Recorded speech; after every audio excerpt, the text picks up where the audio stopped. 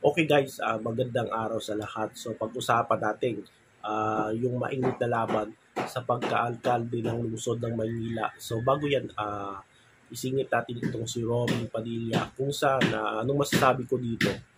Reaction ko kay Robin Padilla kung saan endorso niya si Senadora Amy Marcos, gayon din si Gringo Nasan at siguro inendorso din niya si Camille Villar. So ang masasabi ko dito kay Robin Padilla na medyo weird yung pag-endorso niya.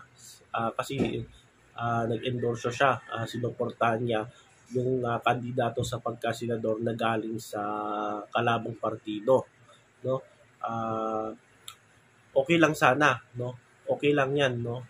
Bilang isang botante din siya, ay karapatan din niya na pumili kung sino niyang gusto na kandidato. So karapatan niya 'yun, guys, no? At walang problema na i-endorso mo kung gusto mong iboto.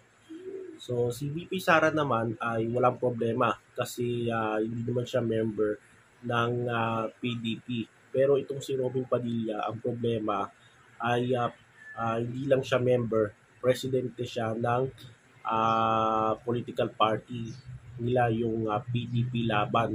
So medyo weird talaga guys yung pag-endorso ni Robin kay Amy at kay Gringo Honasan. So merong mga members ng PDP Laban na medyo nagtapo or di kaya nagkumu-question dito sa pag-endorso ni Robin kay Amy Marcos. Gringo Nasan at siguro si Camille Villar in-endorso niya. So medyo questionable, sabi ng mga member na kapwa member niya sa PDP. Kasi ang gusto ng PDP Laban ay 10 lang, 10 lang ang endorso nilang kandidato sa pagkasenador. Yung tinatawag nilang Duterte 10. So 10 lang talaga. Kasi kapag isiningit nila sila ay ni Marcos at si Camille Villar, tama yung analysis ng iba na kung isingit nila dyan si Camille at si Amy Marcos, baka ang may advantage dyan si Amy Marcos at si Camille Villar. Kasi sila yung mas malaking trajectory ikumpara mo sa mga kandidato ng PDP. Of course, except dyan si Bato at si Bongo na malaki din trajectory. Pero yung walo, na katulad nila Marcoleta and the others, ay medyo tatalunin sila ni Camille Villar at Amy Marcos kapag isiningit nila yung dalawa. So, yan yung gusto ng PDP. 10 lang na kandidato ang susuportahan nilang kandidato sa pagkasenador. So dito dapat sana wala sana masama kung suporta ka kung gusto mong kandidato na iboto mo o suportahan mo. Dapat sana si Robin hindi na lang sana idinaan sa social media, no? Tahimik na lang sana, no? Kung gusto mong iboto si Amy Marcos, si Camille Villar, dapat sana tahimik na lang, no? At wag na idaan sa media o di ka sa social media yung pag-endorso mo dito kay Amy Marcos at si Camille Villar kasi may ang mangyari diyan, baka may backlash diyan sa grupo o sa partido nyo kapag inendorso mo yung kandidato na galing sa kalabang partido. So yan yung masasabi ko dito kay Robin Padilla. Sa ngayon, sa 7 and 12, ang naglalaban talaga sa number 7 at sa 12, si Mama Aquino, Kiko Pangilinan, si Abby Binay, Manny Pacquiao, Lito Lapid, Ping Lacson, Benor Abalos, tapos si Francis Tolentino, si Marcoleta, si Philip Salvador. So yan na lang naglalaban dyan sa 7 and 12 place. Kasi siguro yung 6 to 12. Kasi yung top 5 sa pagkasenador, yung top 5 ay sure win na yan, no? Sigurado na yan.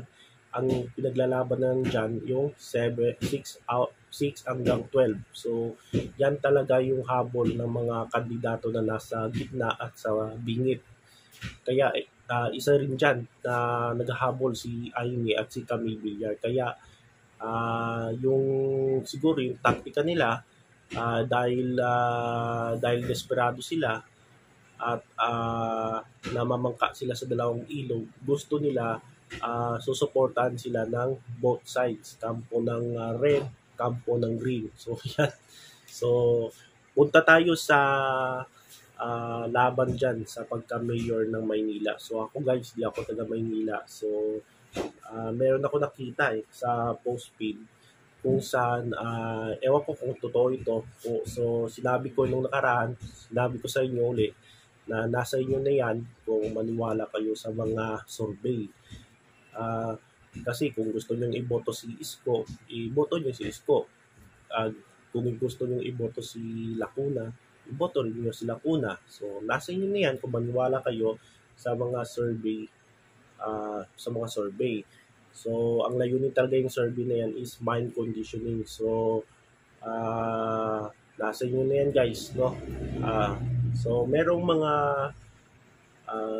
dalawang survey ata nakita ko, dalawang survey. So sa dalawang survey medyo dikit na yung laban between Yorme Isko at ni SB. Sino ba yung si SB? Si Sam Versosa. Si Sam Versosa guys, sa mga hindi pa nakakilala, si Sam Versosa isang entrepreneur at TV host, influencer. So si Sam Versosa may programa yan sa GMA7. Anong pangalan yun? Nakalimutan ko na. So public service program yun kung saan tumutulong siya sa mga kalugar niya. Halimbawa dyan sa Maynila. So yan. Tapos meron din siya, nag-appear din siya sa Will to Win at kaibigan niya si Willie Revillame. So itong si Sam Versosa ay entrepreneur. Siya yung may-ari ng yung pangalang Front Row, yung mga pampaputi, yung supplement na pampaputi at saka sabon, no? So si Sam Versosa asensado to, no? Successful in life, of course. Tapos kilala din siya, no? Tuwing tumutulong siya, di ba? Yung may mga yung mga relief goods tinatawag na pinamimigay niya sa mga kababayan niya sa Maynila. So doon namimigay siya ng yung mga mamahali na canned goods, yung katulad ng spam, yung corn beef na yung 80 pesos, 70 pesos na corn beef.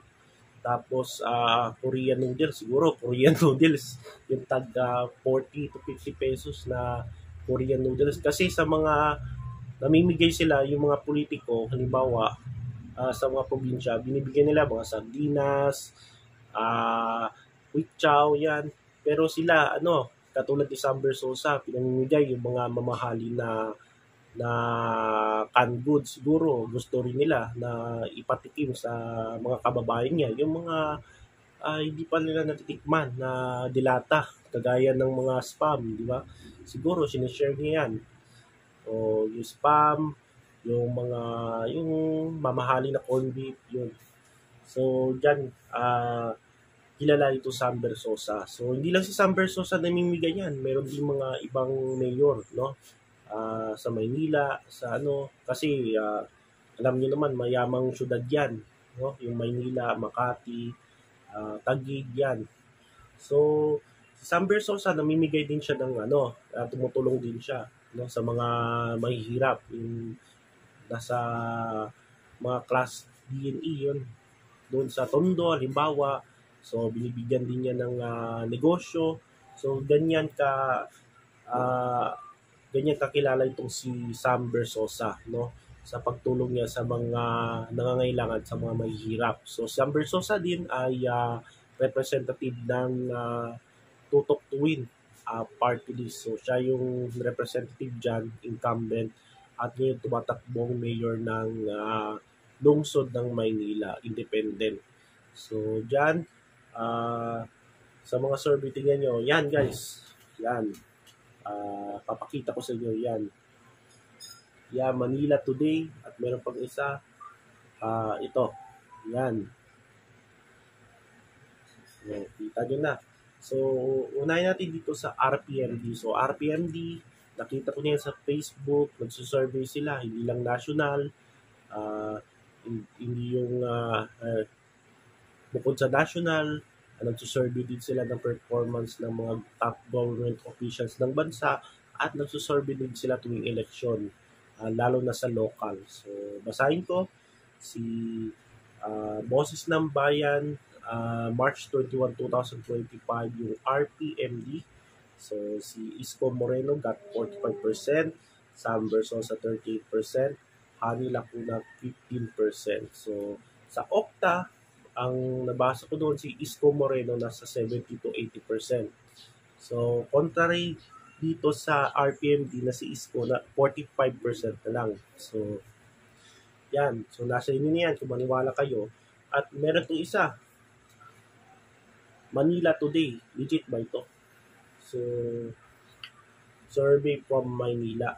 So, April 9 to 10, 3,000 respondents. So, if the election were being held today, kung ang election ay gaganapin ngayon, sino ang gusto mong iboto para maging mayor ng Maynila? Kasi yung mayor ng Maynila, guys, para sa akin yung mayor ng Maynila, para kang presidente ng Pilipinas kasi Maynila, capital ng Pilipinas at dyan lahat yung sentro, no?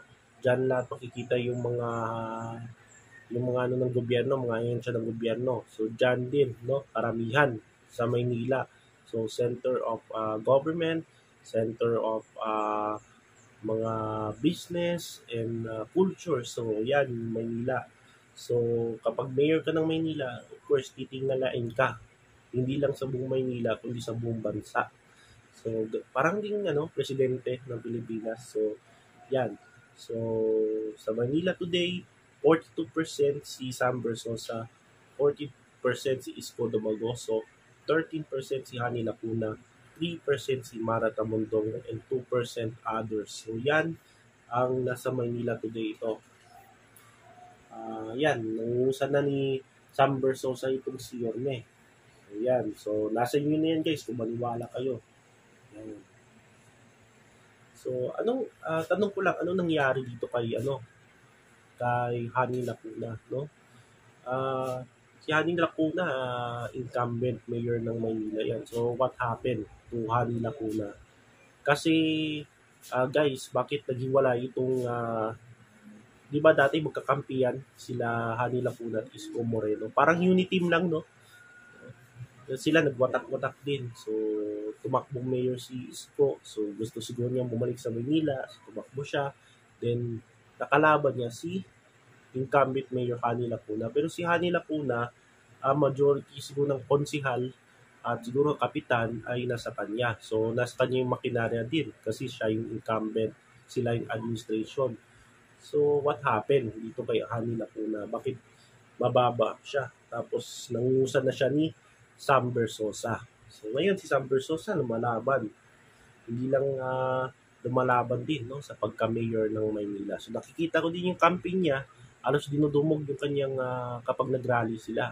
Itong si Sam Versosa. So tingnan natin ang population ng Maynila. So yung botante ng Maynila. So sa lahat, meron silang district, of course, congressional district, 6 na distrito yan. Pero yung district, 9, 12, 14 district, may 14 na distrito itong Maynila.